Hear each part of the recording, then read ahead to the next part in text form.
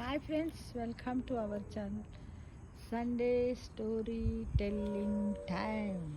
ఏంటి ఈరోజు మనం ఆత్మ సౌందర్యం అంటే దీన్ని ఇంగ్లీష్లో ఆత్మన్ సోల్ అంటారు. సౌందర్యాన్ని ఏమంటాం? బ్యూటిఫుల్ అంటాం, హ్యాండ్సమ్ అని కూడా అంటాం కదా. కానీ అది కాదు, ఆత్మ సౌందర్యం. కూనవరం సమీపంలోని అడవిలో ఉన్న జంతువులన్నీ ఎంతో అనోన్యముగా కలిసి మెలిసి చాలా ప్రేమానురాగాలతో జీవిస్తూ ఉండేవాట. వాటి నాయకుడు ఎవరు? సింహం. దానికి ఒకరోజు చిన్న సందేహం వచ్చింది. ఇప్పుడంటే అన్ని జంతువులు ఎంతో ఆప్యాయంగా ఉంటున్నాయి, కానీ ఇక ముందు పరిస్థితులు అనుకూలించక వాటిలో మార్పు రావచ్చు. అప్పుడు ఇవి ఇంతే సహనంతో స్నేహంగా ఉంటాయా అనే సందేహం కలిగింది. దేనికి కలిగింది?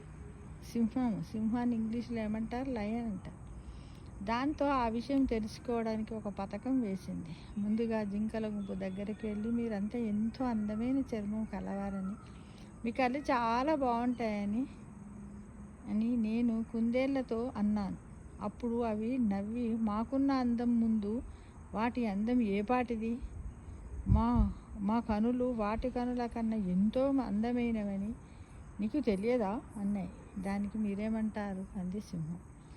అసలు ఈ సింహం కుందేళ్ళ దగ్గర పోలేదు, కానీ జింకల ముందు ఆ విధంగా అన్నదన్నమాట.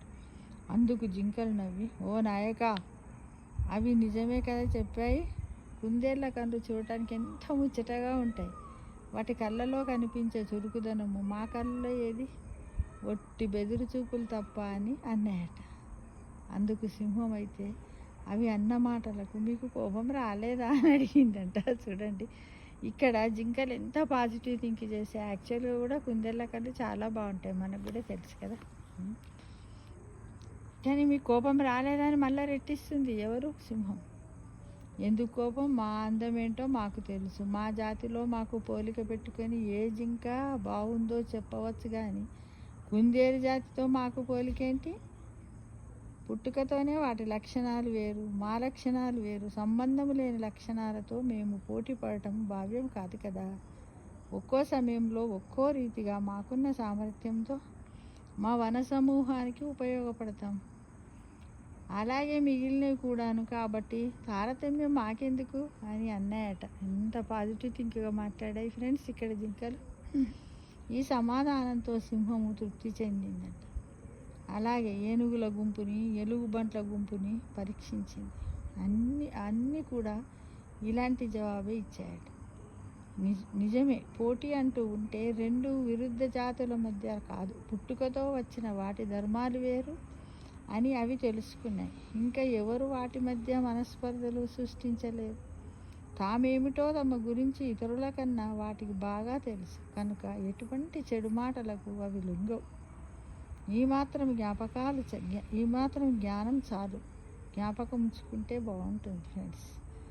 ఈ కూనవరము అడవి 10 కాలాల పాటు జంతు జీవాలతో వర్ధిల్లుతుందని సింహము సంతృప్తి పడింది. అంటే తనకున్నటువంటి సందేశాన్ని నిగుర్తుంచుకోవడానికి సింహం కూడా ఏం చేసిందంటే, ఇప్పుడు ఈ కథంతా విన్న తర్వాత మనకి ఏం తెలిసింది? సింహం కూడా ఒక పాజిటివ్ థింక్ తోటే పోయి ఒక అబద్ధం చెప్పింది. ఎవరి దగ్గర చెప్పింది చెప్పండి?